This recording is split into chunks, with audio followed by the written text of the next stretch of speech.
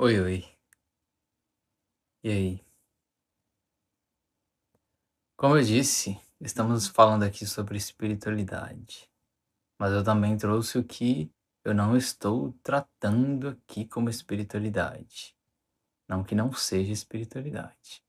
Então, quando nós falamos de meditação, mediunidade, incorporação, entidades, guias, orações, cristais, velas acesas, os rituais que a gente faz ou não, tudo isso é espiritualidade, sim, mas de uma forma mais particular.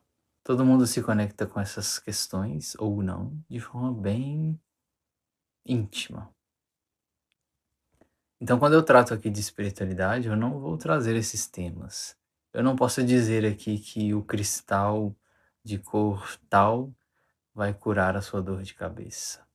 Isso pode funcionar para algumas pessoas, mas isso não é estruturado. Isso não necessariamente é algo que a gente pode dizer que é universal. Meu objetivo é trazer uma espiritualidade mais abrangente. Quando eu falo de uma espiritualidade abrangente, universal, eu quero tentar trazer o que se encaixa para todos nós. Isso parece meio impossível à primeira vista, mas não é tão difícil assim de entender. Quando a gente fala dos imprevistos, isso acontece com todo mundo. Quando a gente fala que todo filho nasceu de uma mãe, isso acontece com todo mundo. Quando a gente fala que o amor existe, que os relacionamentos acontecem, que o desejo e a atração acontecem, isso também vale para todo mundo. Isso é espiritualidade. Então, a partir desse ponto onde tudo se converge a nós, nós encontramos a capacidade de amar ao próximo. Se o outro deseja você também, isso te torna semelhante a ele. É o momento onde a gente chama o outro de irmão, segundo a visão espiritual. E como eu tenho trazido até aqui, algumas passagens de Jesus podem nos ajudar a entender. As passagens de Jesus, elas são uma forma extra de trazer aqui uma leitura do arcano, porém, eu acabo trazendo com um certo cuidado e não como ponto central. Por quê? A gente precisa considerar que a tradução da Bíblia, a tradução das passagens, ela pode claramente ter passado por muitas manipulações até chegar a nós. A gente não pode duvidar disso.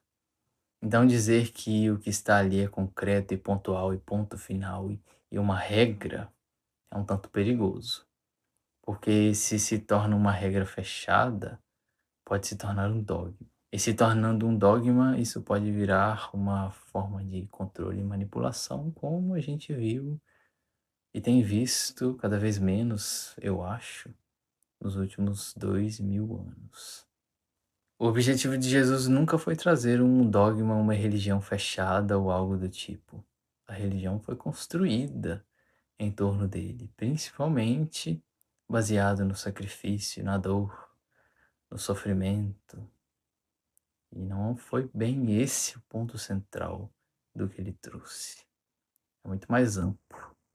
E como eu tenho feito até aqui, meu objetivo é trazer as passagens e fazer uma leitura simbólica delas. Vamos lá. Tem uma passagem onde um proprietário de uma vinha, ele saiu contratando alguns trabalhadores.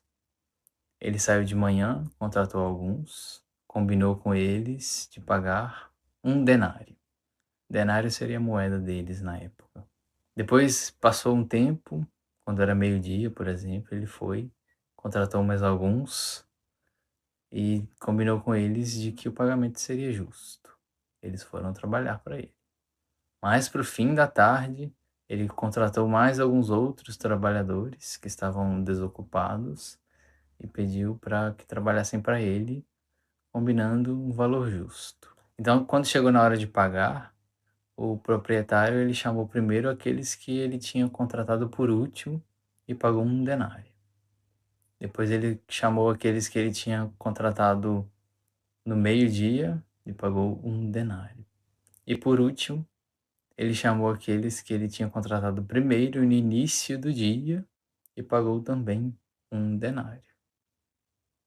Quando receberam, começaram a se queixar do proprietário da vinha, dizendo-lhe: estes homens contratados por último trabalharam apenas 1 hora, e o Senhor os igualou a nós, que suportamos o peso do trabalho e o calor do dia. Mas ele respondeu a um deles: amigo, não estou sendo injusto com você. Você não concordou em trabalhar por 1 denário? Receba o que é seu e vá. Eu quero dar ao que foi contratado por último o mesmo que dei a você. Não tenho direito de fazer o que quero com meu dinheiro? Ou você está com inveja porque eu sou generoso? Veja só, se a gente for colocar na nossa justiça, na nossa visão, realmente foi injusto o que ele fez, né?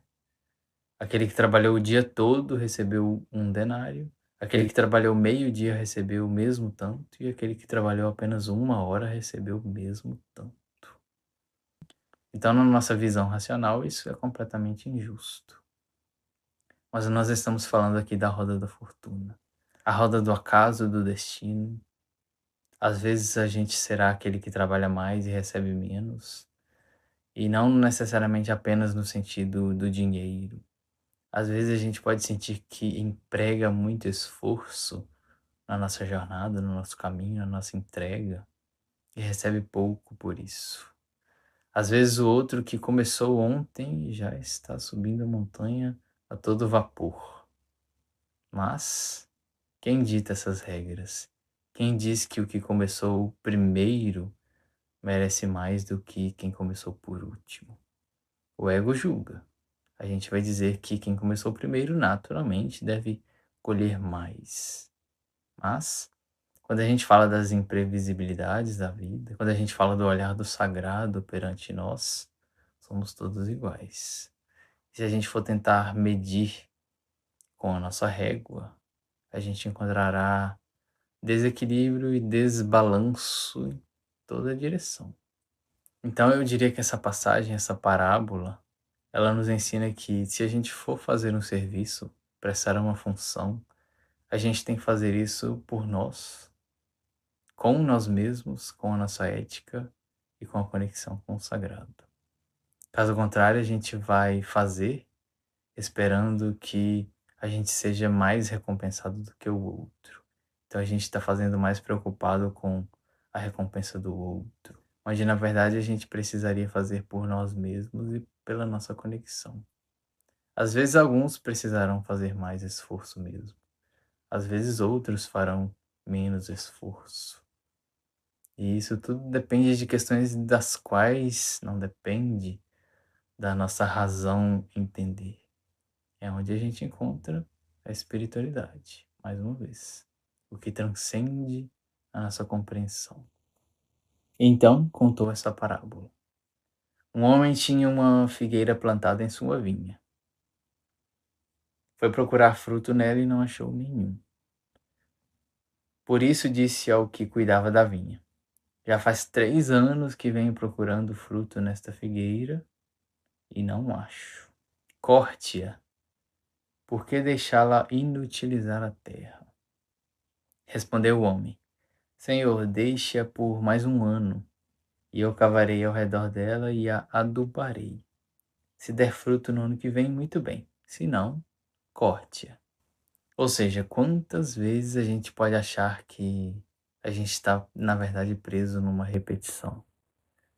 Isso pode de fato acontecer, mas como a gente está sendo educado pela alma, pela espiritualidade, a gente precisa buscar o que está em progresso. A parábola mostra que o proprietário desistiu praticamente dos frutos, ou seja, quantas vezes a gente vai plantar algo esperando frutos? Isso é natural. Afinal, a gente está empregando o nosso tempo, a gente está empregando a nossa vontade, a nossa ação, nosso empenho. A gente está utilizando a nossa terra para isso. Mas qual a garantia da colheita? Esse é um dos ensinamentos da espiritualidade. Esse é um dos ensinamentos da nossa jornada espiritual. Se tudo fosse feito dentro de conformes garantidos, seria muito fácil. A gente seguiria o que o outro fez, exatamente como o outro fez, e naturalmente a gente colheria por isso, já que assim ele fez e assim ele colheu.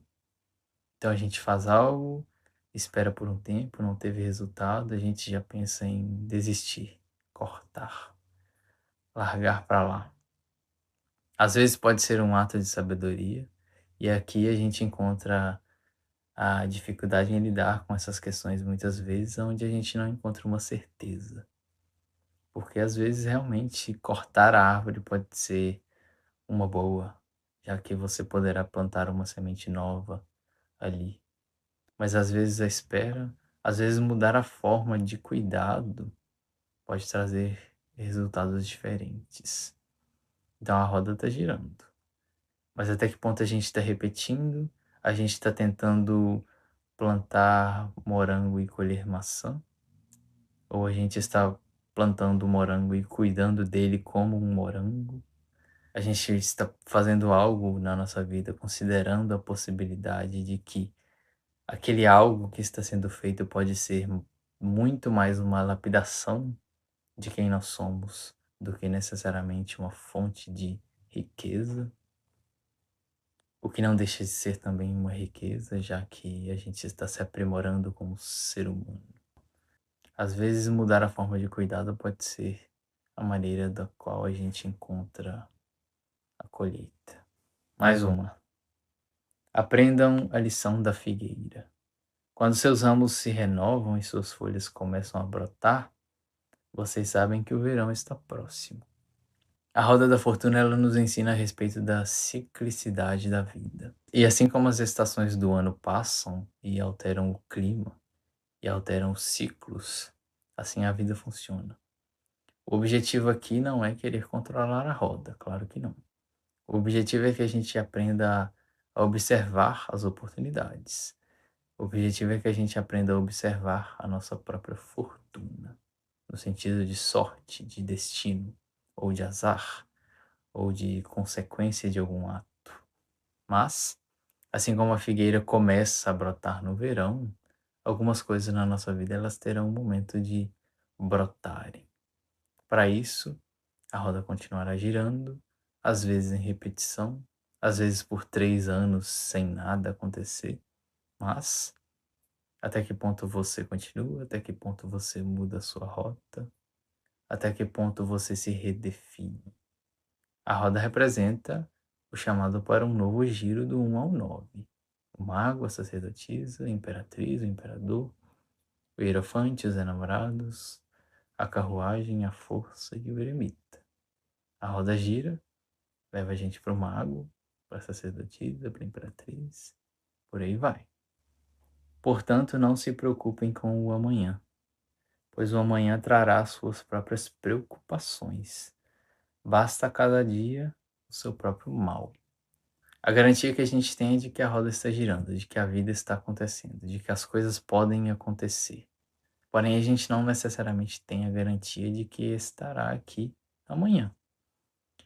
A roda da fortuna ela nos ensina a estarmos presentes enquanto as coisas acontecem. O ponto da nossa consciência existe apenas no agora, somente agora. Então, se você está assistindo esse vídeo, por exemplo, só existe esse momento.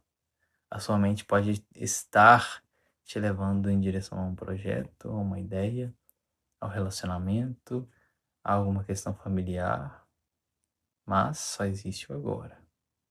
A roda está girando. A gente precisa lidar com o que a gente tem agora. Como ele disse, basta cada dia o seu próprio mal. Ou seja, todo dia a gente vai encontrar um desafio novo. Seja um pensamento que nos incomoda, um sentimento que não está muito bem-vindo dentro de nós, a observação de que as coisas podem estar pesadas, mas também a observação de que a gente está fazendo a nossa parte. Todo dia, uma nova oportunidade. A gente se preocupa naturalmente muito com o amanhã. A gente deve planejar sim o futuro, mas a gente não vai controlar o giro da roda. A gente não vai viver apenas um dia de cada vez, ao mesmo tempo que a gente precisa viver apenas um dia de cada vez. É paradoxal. Você só tem o agora, mas ao mesmo tempo você pode pensar sim no que você vai estar fazendo daqui a uma semana, um mês. É necessário planejar. Mas como nós vimos no 10 de espadas, a mente planeja, mas ela não controla. Se ela tenta controlar, o resultado nem sempre sai como esperado e a gente se sente derrotado. A Roda da Fortuna ela foi ilustrada pela imagem das moiras. Veja só, um pouco de mitologia aqui. As moiras, segundo a visão da antiga mitologia grega, dos antigos pensadores gregos, eram aquelas que representavam funções que estavam além do controle até mesmo dos deuses. Então, quando a gente fala do controle dos deuses, a gente está falando dos outros arcanos, por exemplo. O amor que te leva numa direção, a função paterna que te leva a estruturar outra questão na sua vida, a ética que te convida à conexão com o sagrado em si mesmo. Mas, diante de tudo isso, a imprevisibilidade, o destino, o acaso, tudo isso também é considerado. Então, os antigos gregos viam as moiras como as tecelãs da vida. Apenas elas sabem o momento que algo vai começar, a duração daquilo e o momento que aquilo vai terminar. Mais uma vez, a gente encontra aqui o que eu tenho tratado como espiritualidade. Questões das quais a gente apenas pode estudar e falar sobre, não necessariamente ditar as regras de como funciona. Ou seja, espiritualidade também tem uma forma estruturada de acontecer. E quando eu trago todas as passagens de Jesus aqui, é uma forma de ampliar o símbolo, porque tudo que ele trouxe, mesmo que tenha sido traduzido de uma forma não completamente fiel ao que ele realmente falou, ainda assim a gente consegue encontrar uma sabedoria inerente ali, claro. Vambora.